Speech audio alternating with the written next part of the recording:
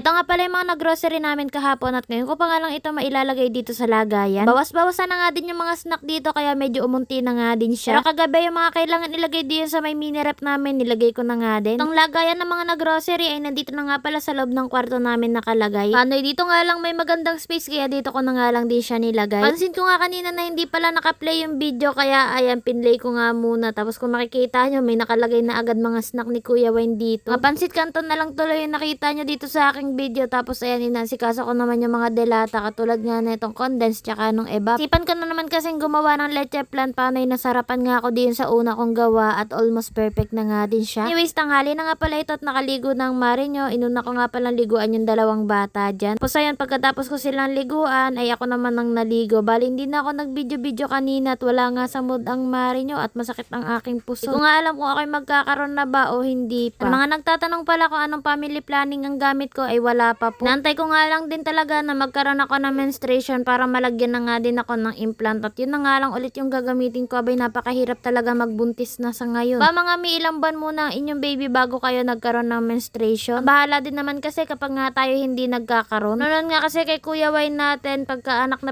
ko nga lang ay meron na nga agad akong implant. Eto medyo nangangapa nga din ako kung kailan ako magkaka-menstruation at kailangan talaga 2 beses pa ako magkaroon bago nga ako magkaroon ng implant ngayon. So kabado na nga agad ang maring aki nyo at alam nyo na.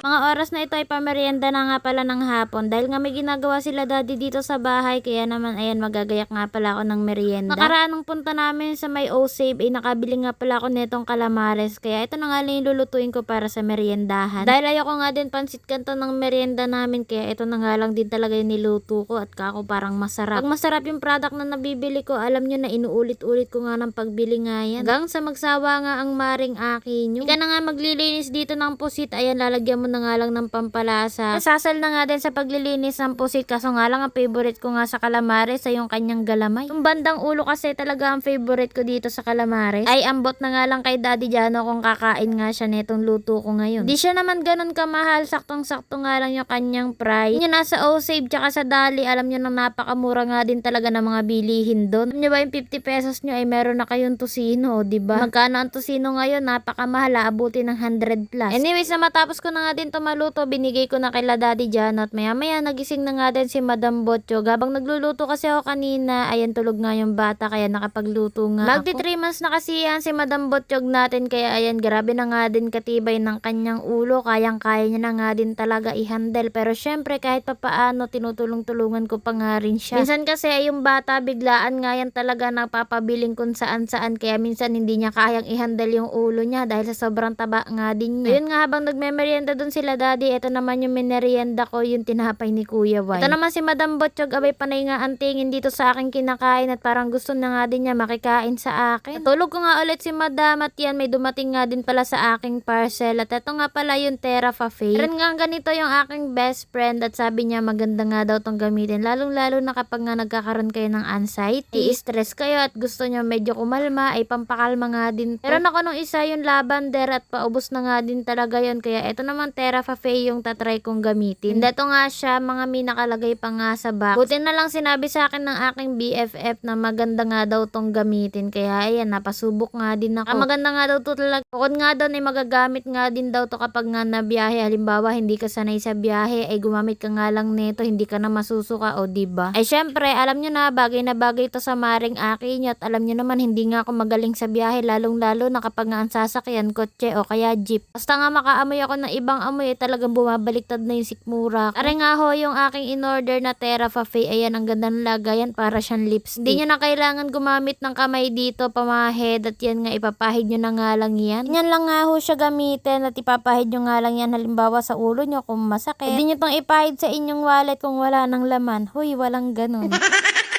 Pwede nyo din tong ipahid kapag nga masakit na yung bulsa at itatry ko nga din. Charit. Fairness naman nga dito sa Terrafafe na ito, abay ang ganda niya nga gamitin, talagang kumalma ako. Aba naman kakasahod ko nga lang dito kay FBA, mukhang paubos na naman yung aking sahod, charis. Anyway, sa mga gustong umorder neto, yung link niya nasa may comment section at para nga maka-order kayo. Pagtapos naman nun, bumaba nga ako saglit sa baba para nga bumili ng bigas. 25 kilo na bigas na yung bibilin ko para nga marami-rami. Ayan, kaya tumataba ang mari nyo paano, sobrang lakas nga sa kanin. So, yun lang din muna for today's vlog.